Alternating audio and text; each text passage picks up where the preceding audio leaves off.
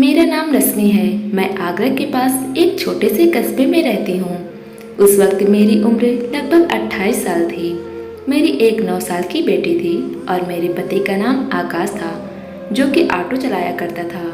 मेरे पति को हमेशा से ही बेटे की बड़ी ख्वाहिश थी, लेकिन जब मेरी बेटी इस दुनिया में आई तो डॉक्टर ने कह दिया कि इसके बाद दोबारा कभी माँ नहीं बन सकती।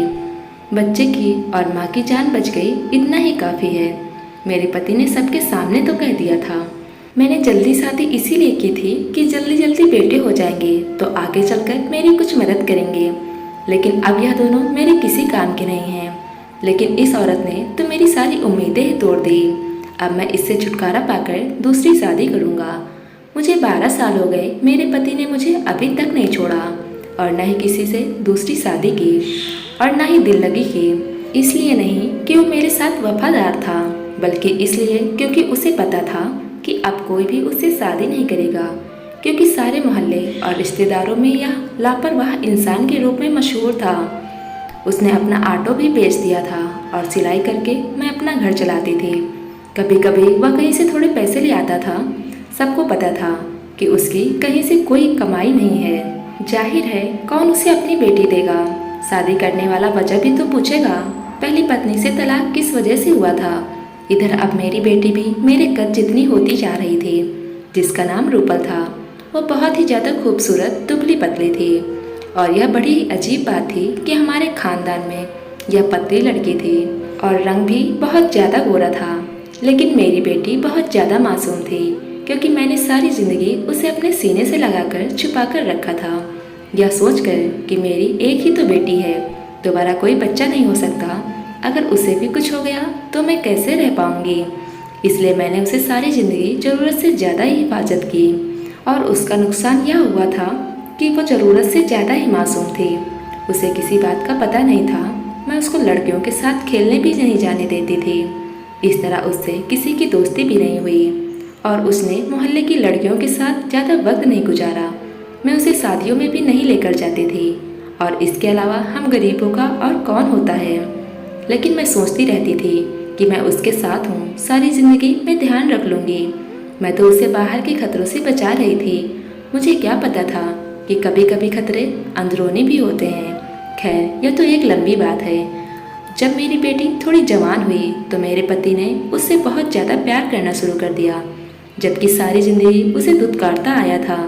कहता था कि तेरी वजह से तूने अपनी माँ को बाज बना दिया और मेरे बच्चे इस दुनिया में आने से रह गए, नहीं तो मुझे 10 बेटे पैदा करने थे। लेकिन यह सब तो किस्मत का खेल था। मैं कहती थी कि इसमें मेरी बेटी का क्या कसूर है, लेकिन अभी तक वो मेरी बेटी से नफरत करता था, उसे ताने देता था, उसे अपने साथ कहीं लेकर भी नहीं जाता था, उसे अपनी बेटी मानता ही नहीं था, उसके सर पर प्यार से हाथ भी नहीं फेरता था। लेकिन आज तो मैं सामने का मंजर देखकर हैरान रह गई। मेरी बेटी को अपने पास बैठाकर और उससे बहुत प्यार से बात कर रहा था और कह रहा था कि तुम्हारे लिए क्या लेकर आऊँ, 1-2 दिन के लिए शहर जा रहा हूँ। मेरी बेटी भी हैरान नजर आ रही थी। उसने कोई चीज़ बता दी और उठकर कमरे में चली गई। मैंने अपने पति से कहा कि आजकल बहुत प्यार आ रहा है अपनी बेटी पर, तो कहने लगा कि बस अब मैं बूढ़ा हो गया हूँ। मुझे एहसास हो गया है कि हमारे बुढ़ापे का सहारा वो ही तो है। मैं पागल था, ऐसे ही सोचता था कि नस्ल बढ़ जाएगी, लेकिन अगर मेरे नसीब में नहीं है तो मैं क्या कर सकता हूँ। मैंने तेरे साथ नहीं, ऊपर वाले के साथ जिद लगाई थी और ईश्वर के साथ जिद नहीं लगानी चाहिए। अभी यह मेरी बेटी है और मैं बहुत प्यार करूँगा। यह सुनकर मेरी आंखों में आंसू आ गए। इस इंसान को समझ तो आ गया। मैंने उससे कहा, अब तो मेरी बेटी जवान हो गई है, अब 2-3 साल में इसकी शादी हो जाएगी और फिर हमारी बेटी हमें छोड़कर अपने ससुराल चली जाएगी। लेकिन तुमने इतने साल बर्बाद कर दिए। इतनी प्यारी बच्ची थी हमारी जब छोटी थी, कैसे बात बात पर आकर तुम्हारे पीछे पीछे जाती थी, तुम्हें पापा पापा कहती थी और तुमने उसे गोद में भी नहीं लिया। इस बात पर मेरे पति की आंखों में आंसू आ गए। उसने कहा, मैंने सच में काफ़ी सारा वक्त बर्बाद कर दिया, लेकिन अभी भी देर नहीं हुई। जब बेटी बहुत छोटी थी तो मैं उसको उसके पिता के साथ नहीं छोड़ती थी। यह सोचती थी कि किसी दिन उसको गुस्सा ना आ जाए और वह मेरी बेटी को मार न डाले। लेकिन अब यकीन हो गया था कि उसके दिल में वाकई उसकी बेटी के लिए प्यार जग गया है आखिर वह उसका अपना सगा बाप था, कोई सौतेला नहीं। हमारे दिन इसी तरह गुजरने लगे और यह दोनों बाप बेटी बहुत ही ज़्यादा करीब आ गए। जो लम्हे उन्होंने एक दूसरे के साथ नहीं गुजारे थे, अब वो गुजार रहे थे। वह मेरी बेटी को अपने साथ बाजार भी ले जाता, उसके लिए तोहफे भी लेकर आते और खाने पीने की कोई ना कोई चीज़ भी जरूर लेकर आते थे। मुझे आजकल एक जगह नौकरी मिल गई थी। एक सेंटर था जहाँ पर जाकर मैं कपड़ों की सिलाई करती थी और एक सूट के साथ काफ़ी अच्छे पैसे बच रहे थे। मैं घर में कपड़े सीती थी तो घर के कामों में लग जाती थी, लेकिन वहाँ पर जाती तो दिमाग से काम की तरह ही लगा रहता था। पहले मैंने यह काम करने से इनकार कर दिया था, लेकिन अब सोचा कि मेरे पति हैं, मेरी बेटी का ख्याल रखने के लिए। जवान बच्ची को घर में अकेला छोड़कर तो नहीं जा सकती थी, लेकिन आजकल घर के हालात कुछ और ही थे। इसीलिए मैंने सोचा कि मैं यह काम करती हूँ और मैं यह काम करने के लिए रोज़ जाती थी। मेरी बेटी रोज़ मुझे खुशी खुशी बताती थी कि आज पापा ने मुझे यह चीज़ ला कर दी और वो मेरे लिए सूट लेकर आए और आज हम सैर करने गए। मैंने गोलगप्पे भी खाए थे, आइसक्रीम भी खाई थी। लेकिन कुछ दिनों से मेरी बेटी मुझे ये सब बातें नहीं बता रही थी, बल्कि कहीं खोई खोई हुई थी। मैंने कहा कि क्यों आजकल पापा के साथ बाहर नहीं जाती हो? तो कहने लगी जाती हूँ। तो फिर मुझे क्यों नहीं बताती कि पूरे दिन क्या किया? मैं तो काम ही करती रह जाती हूँ, तुम दोनों के तो मज़े होते हैं। मुझे बताया तो करो, कम से कम मैं सुनकर ही खुश हो जाया करूँगी। मैं अपनी बेटी से मुस्कुराकर बात कर रही थी क्योंकि मैं उसके लिए खुश थी, लेकिन वह बिल्कुल भी खुश नज़र नहीं आ रही थी। मेरी बेटी बीमार रहने लगी। कभी कहती कमर में दर्द है तो कभी कहती मेरी टांगों में दर्द है। मुझे समझ नहीं आ रहा था उसके साथ क्या हो रहा है। एक ही डॉक्टर थी हमारे पूरे गांव में, उससे बात की तो उसने कहा कि बच्ची जवान हो रही है, इसलिए यह सब कुछ हो जाता है। तुम ज़्यादा फिक्र मत करो, जब इसे दर्द हो तो दर्द की गोली दे दिया करो, इसकी खुराक बेहतर करो, दूध वगैरह दिया करो तो ठीक हो जाएगी। मैंने कहा कि ठीक है। मैंने इस बात पर ज़्यादा ध्यान नहीं दिया, पर अजीब बात यह थी कि आजकल मेरा पति वैसे तो बहुत खुश था, उसका मूड भी बहुत अच्छा था। काफ़ी दिनों से उसने मेरे साथ झगड़ा भी नहीं किया था, घर में पैसे भी ला रहा था, लेकिन मुझसे दूर दूर भाग रहा था। हमारी कौन सी अभी इतनी उम्र हुई थी, और अगर वह इतना ही खुश था तो थोड़ी सी मोहब्बत मेरे साथ भी तो बांट सकता था। सारी ज़िंदगी तो मेरे साथ लड़ता ही आया है, लेकिन वह मुझसे ऐसे दूर भाग रहा था जैसे मैं उसके लिए गैर हूँ। मैं इस बात पर थोड़ी हैरान थी, लेकिन मेरे इतने काम थे कि मेरे पास कुछ और सोचने और करने के लिए वक्त ही नहीं था। एक दिन मैंने अपने पति से कहा कि अपनी बेटी के लिए कोई रिश्ता देखते हैं। उसने कहा अभी से? तो मैंने कहा कि रिश्ता होते हुए भी 1-2 साल तो लग ही जाएंगे, और शादी भी तो जवानी में ही करनी चाहिए। अभी तक हम लोग भी जवान हैं और देखो भगवान की करनी, हमारी बच्ची भी जवान हो गई। हमने कौन सा इससे नौकरी करवानी है? जब कुछ नहीं करवाना तो शादी करवा देते हैं। मेरे पति ने कहा कि अभी नहीं, अभी तो यह बहुत छोटी है, मैं तो इसकी शादी 20 साल की उम्र तक ही करूँगा। जब तक यह 20 साल की नहीं हो जाती मैं उसकी शादी नहीं करूँगा। मैंने कहा 20 साल तो बहुत ज़्यादा हैं, 18 साल सही है।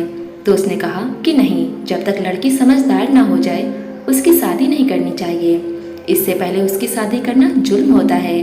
मैंने कहा कि काश मेरे बारे में भी कोई ऐसा सोच लेता।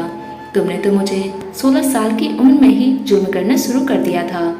उसने कहा हम तो जाहिल और गंवार थे, हमें कोई सलाह देने वाला नहीं था, हमारे माँ बाप भी वैसे ही थे, पर हम अपनी बेटी के साथ ऐसा नहीं करेंगे, एक ही तो बेटी है हमारी। अपने पति के मुंह से ऐसी बातें सुनकर मैं हैरान रह गई, क्योंकि जिंदगी भर तो उसने मुझे ताने ही दिए थे कि बेटी पैदा कर पाई है, उसके बाद तो बांझ बन गई। क्या करूँ मैं इसका? या कोई मेरी नस्ल थोड़े बढ़ाएगी, या तो मेरा खर्चा करवा कर अपने घर चली जाएगी। बहुत दिल दुखाया था मेरे पति ने मेरा, लेकिन मैंने उसे फिर भी माफ़ कर दिया था, यह सोचकर कि वह मेरी बेटी का बाप है। लेकिन मुझे यह नहीं पता था एक दिन वह कुछ ऐसा कर बैठेगा कि मैं उसे माफ़ नहीं कर पाऊंगी। एक दिन मुझे मेरी बेटी की तबीयत सुबह से ही कुछ ठीक नहीं लग रही थी, और फिर ऐसा हुआ कि वो दोपहर तक बेहोश हो गई। मैं उसे डॉक्टर के पास लेकर गई तो डॉक्टर ने ऐसी बात बताई कि मैं सुनकर हैरान हो गई। मैंने कहा कि मेरी बेटी ऐसा बिल्कुल भी नहीं कर सकती। उसने कहा कि आपकी बेटी के साथ वही हो रहा है जो नहीं होना चाहिए। मैं अपनी बेटी को घर लेकर आई और फिर उसके मुंह पर थप्पड़ मारकर पूछा कि तूने किसी के साथ कोई चक्कर तो नहीं चलाया? वह मेरे पैरों पर गिरकर रोने लगी कि मैंने ऐसा कुछ भी नहीं किया। उसने कुछ ऐसी बात बताई, आज ऐसा लगा जैसे आसमान मेरे सर पर आ गिरा हो, मेरे पैरों के नीचे जमीन ही ना हो और दुनिया के सारे पत्थर मुझ पर लग रहे हों। मेरी आंखें भर गई। मैंने अपने आप को कमरे में बंद कर लिया और 2 घंटे बाद बाहर निकली और फिर बेटी से पूछा कि झूठ तो नहीं बोल रही।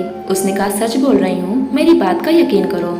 फिर रात को मेरे पति ने ऐसा मंजर देखा कि वह हैरान रह गया। मैंने अपनी बेटी को अपने कमरे में सुलाना शुरू किया। मेरे पति ने कहा कि उसको यहाँ क्यों सुलाया है, इसका तो अपना कमरा है। मैंने कहा अब से ये यहीं सोया करेगी। उसने कहा फिर मैं कहाँ जाऊँ? तो मैंने उससे कहा कि तुम जहाँ मर्जी वहाँ चले जाओ। उसने कहा कि मुझे क्या हो गया है, मुंह क्यों बना रखा है? मैंने कहा कि मैंने मुंह नहीं बना रखा, मैं अपनी बेटी को गले से लगाकर ही सोऊंगी। और अभी भी मेरे आंखों से आंसू निकल रहे थे। अगले दिन से मैंने काम पर जाना भी छोड़ दिया और फिर से घर पर ही कपड़े सीने लगी। मेरे पति ने कहा कि काम पर क्यों नहीं जा रही? तो मैंने कहा कि काम छोड़ दिया। मेरी बात पर बहुत हैरान थे। क्या? उसने कहा इतना अच्छा काम तुमने क्यों छोड़ दिया? मैंने कहा हाँ मैंने छोड़ दिया। और वैसे भी तुम्हें क्या, अच्छा हो या बुरा, मेरा दिल नहीं किया करता करने का तो मैंने छोड़ दिया। और तुम अपने ऊपर तवज्जो दो, जो तुम कर रहे हो अच्छी बात नहीं है, इसलिए अपने आप को बदलो। ये सुनकर मेरे पति मुझे हैरानी से देख रहे थे। क्या बोलती रहती हो या पागल औरत? दरअसल उसको मेरी बात भी समझ आ गई थी। इतना तो वह छोटा बच्चा नहीं था। मेरा इशारा यही था कि आप खुद को सुधार लें और वह इस बात पर लड़ाई करता। इसको कमरे से निकालो। मैंने कहा कि मुझे कोई ज़रूरत नहीं है तुम्हारी, और वैसे भी तुम्हारा मेरे बगैर तो गुजारा तो होता ही है, तो अब क्या हुआ? उसने कहा कि मेरी पत्नी हो, मुझे तुम्हारी ज़रूरत है। मैंने कहा कि मुझे तुम्हारी कोई ज़रूरत नहीं है, मेरी बेटी मेरे साथ ही सोएगी। अगर तुमको कोई मसला है तो फिर मैं अपनी बेटी के कमरे में चली जाती हूँ। लेकिन उस कमरे के अंदर दरवाज़ा नहीं था, इसलिए मैं वहाँ नहीं जाना चाहती थी। हम लोग गरीब थे, हमसे दरवाज़ा भी नहीं लगवाया जा रहा था। दिन किसी तरह गुजरने लगे और मेरी बेटी की तबीयत ठीक होने लगी। मैं घर के काम नहीं करती थी, मुझे बहुत नुकसान हो रहा था। हमारे घर के हालात फिर से खराब हो गए। मेरे पति ने सामान लाना फिर से छोड़ दिया। अब मैं उसके साथ अपनी बेटी को कहीं बाहर भी नहीं जाने देती। मैं कमरे में सुकून से सो रही थी। मैंने खाना बनाकर पहले ही किचन में रख दिया था। मेरी बेटी ने मुझे जगाया और कहा भूख लगी है, आकर खाना खा लो। मेरा पति भी बाहर बैठा था। हम लोगों ने मिलकर खाना खाया और उसके बाद मुझे होश ही नहीं रहा कि मैं कहाँ हूँ। आधी रात को मेरी नींद खुली तो देखकर मेरे कदमों तले से जमीन ही निकल गई कि मेरी बेटी तो मेरे पास ही नहीं थी। मैं फौरन उठी और बाथरूम की तरफ दौड़ी कि शायद वह बाथरूम में होगी, लेकिन वहाँ पर भी कोई नहीं था। इसके बाद मैंने ऐसा मंजर देखा कि मेरे कदमों के नीचे से जमीन निकल गई। मेरी बेटी अपने कमरे में सो रही थी और मेरा पति चारपाई पर बैठा था। मैं उसे कुछ पल देखती रही। उसने कहा क्यों पागलों की तरह मुझे घूर रही हो? मैं सारा मामला समझ गए थे। उसने कहा कि जाकर मैं सो जाऊं। उसने खाने में नींद की दवाई मिलाई थी, वरना मुझे कभी भी ऐसी बेहोशी वाली नींद नहीं आती थी। मुझे पता नहीं चला कि मेरी बेटी कब उठकर मेरे पास से गई। सुबह मेरी बेटी को बुखार था, उसको होश ही नहीं आ रहा था। मैं बहुत ज़्यादा परेशान थी। एक मोहल्लेदार औरत को उसके पास बिठाया और दिल में एक फैसला कर लिया। मैं मोहल्ले में गई और फावड़ा वाले की दुकान में फावड़ा लेकर आई। रात को पूरे मोहल्ले की बिजली खराब थी, लेकिन सर्दियाँ थी, इसलिए सब लोग सुकून से सो रहे थे। हर तरफ सन्नाटा पसरा हुआ था, बहुत खामोशी छा गई थी। सुबह हुई तो मेरी आंख जल्दी ही खुल गई और मैं अपने काम में व्यस्त थी। लेकिन अचानक दरवाजे की कुंडी बजी। बजाने वाला अंदाज से लग रहा था जैसे कोई पुलिस वाला हो या फिर कोई दरोगा हो। बहुत ही बुरी तरह से कुंडी बजा रहा था। मैं घबरा गई और मैंने फैसला कर लिया कि मैं दरवाज़ा नहीं खोलूंगी। तब तक मेरी बेटी भी उठ गई और उसने कहा कि मैं क्या कर रही हूँ, आप क्या कर रही हैं, यह आंगन क्यों खुदा पड़ा है और पापा कहाँ हैं? मैंने कहा उस आदमी को पापा कहने की कोई ज़रूरत नहीं है। मेरी बेटी ने मुझे देखा तो उसके मुंह से चीख निकल गई। उसने कहा कि आपके कपड़ों पर क्या लगा हुआ है? मैंने कहा यह तो बाथरूम में गिर गई थी और इसी वजह से मेरे कपड़ों में यह सब लग गया है। तुम घबराओ नहीं, मैं तेरी माँ हूँ ना, मैंने सब ठीक कर दिया। लेकिन बाहर बार बार घंटी बज रही थी। उसने कहा कि दरवाजे पर कौन है और यह हमारे घर का दरवाजा क्यों तोड़ रहे हैं? मैंने कहा कि अपना सामान उठा और बाहर वाली आंटी के घर चली गया और वहाँ पर रहना जब तक मैं तुझे आने के लिए नहीं कहती। मैं बहुत घबरा गई कि मैंने उसका थोड़ा सा सामान पहले ही पैक कर दिया था और बाहर के दरवाजे से भेज दिया। मैंने अपनी सहेली को अपने सारे जेवर और जमा किए हुए पैसे दे दिए थे।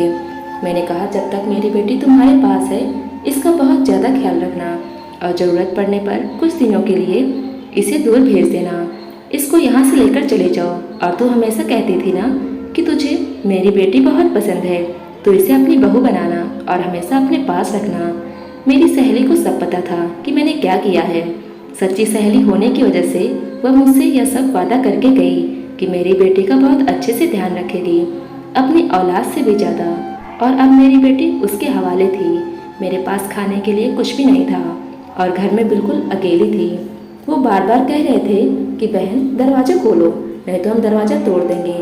और जब मैंने नहीं खोला तो उन्होंने तोड़ने की तैयारी कर ली थी। लेकिन जिसका डर था वो तो पहले ही हो चुका था। कुछ देर बाद दरवाज़ा टूट गया और कुछ न्यूज़ चैनल वाले अंदर आ गए और सामने देखकर हैरान रह गए कि उन्होंने आंगन खुदा हुआ देखा और वहाँ की मिट्टी को गीला पाया। तो सारा माजरा समझ गए और पुलिस ने भीड़ को हटाया। वहाँ पर मौजूद लोगों की आंखें फटी की फटी रह गई। मैं बिल्कुल ऐसी थी जैसे कुछ हुआ ही ना हो। सब लोग देख रहे थे। लेडी कांस्टेबल ने पकड़ लिया और मैंने कहा, मुझे कोई अफसोस नहीं। पूरे मोहल्ले में यह बात फैल गई। उन्होंने कहा कि बेटी कहाँ है। मैंने कहा किसी के साथ भाग गई, मुझे नहीं पता कि वह कहाँ पर है। मैंने झूठ बोल दिया। मैं नहीं चाहती थी मेरी बेटी से कोई सवाल पूछे और उसे भी पता चले कि मैंने क्या किया है। पर उस वक्त सबसे बड़ा सवाल यह था कि मेरा पति कहाँ है, वहीं जहाँ होना चाहिए था, क्योंकि जो उसने किया था उसके बाद उसकी यही जगह थी। यह लोग मुझे लेकर वहाँ से चले गए। हर इंसान मुझे ऐसे देख रहा था जैसे मैं इस दुनिया से नहीं हूँ, जैसे मैंने कोई ऐसा काम किया है जो किसी से उम्मीद नहीं की जा सकती। तो मैंने कुछ ऐसा ही किया था, लेकिन उस मुकाम पर पहुँचाने वाला मुझे मेरा पति था। कोई मेरे पास नहीं आ रहा था। ऐसे डर रहे थे जैसे मैं इंसान नहीं हूँ। दुकान वाले से भी पूछताछ कर रहे थे। उसने कहा कि इसने तो यह कहा था मुझे फावड़ा चाहिए, मेरे घर में कुछ काम चल रहा है। मुझे क्या पता था कि यह औरत ऐसा करेगी। मोहल्ले वाले कह रहे थे यह तो बड़ी अच्छी थी ना, कोई लड़ाई झगड़ा भी ऐसा कोई मामला नहीं था। इसको क्या हो गया, हम लोग तो हैरान हैं। और इसकी बेटी कहाँ है हमें भी नहीं पता। मेरी सहेली ने बयान दिया कि मैं इसकी दोस्त हूँ और पता नहीं यह सब कुछ कैसे हुआ और उसका यह मुझ पर बहुत बड़ा एहसान था। इसके बाद मुझसे बहुत प्यार से पूछा गया, आपने ऐसा क्यों किया। मैं बोल पड़ी। मैंने कहा कि कोई भी औरत ऐसा ही करेगी। भला तुम तो पढ़ी लिखी हो, तुम्हें तो पता होगा वो इसी काबिल था और मैंने कसम खाई थी उसका यही अंजाम करूँगी। वह अपनी सगी बेटी के साथ संबंध बनाता था, मेरी बेटी के साथ गंदी हरकतें करता था। मुझे लगा कि उसकी मोहब्बत जाग गई है, लेकिन यह उसकी मोहब्बत नहीं जागी थी, उसके अंदर की हैवानियत जागी थी। इसलिए मैंने उसे मारकर बिल्कुल ठीक किया। जब यह बात सामने आई तो लोग भी यही कहने लगे कि मैंने बिल्कुल ठीक किया। इसी समाज को भी पता चले कि किसका साथ देना चाहिए, लेकिन अब सारे लोग मेरे साथ हैं। उनका कहना था कि तुमने बहुत अच्छा किया, इसको सबके लिए सबक बना दिया। और यह सब सोच रहे थे कि आखिर कैसा बाप था, सौतेला तो नहीं था, उसका अपना सगा बाप था। फिर उस मुकाम तक कैसे पहुंच गया कि उसने यह हरकत कर डाली। मुझ पर मुकदमा भी चला और फिर सजा भुगतने के बाद मुझे कुछ सालों के बाद छोड़ दिया गया। जब वापस आई तो मेरी बेटी अपनी शादीशुदा जिंदगी में बहुत खुश थी और उसका एक प्यारा सा बेटा था। मैंने उससे कहा कि उसकी बहुत अच्छी परवरिश करना। मेरी बेटी मुझसे गले लगकर फूट फूट कर रोने लगी, क्योंकि उसे अखबार से यह सब कुछ पता चल गया था। दोस्तों, उम्मीद करती हूँ आपको यह कहानी पसंद आई होगी। कहानी पसंद आई हो तो वीडियो को लाइक करें, चैनल पर नए हो तो चैनल को सब्सक्राइब कर लें और नोटिफिकेशन बेल को जरूर दबा दें, जिससे सबसे पहले नोटिफिकेशन आपको मिले। धन्यवाद दोस्तों।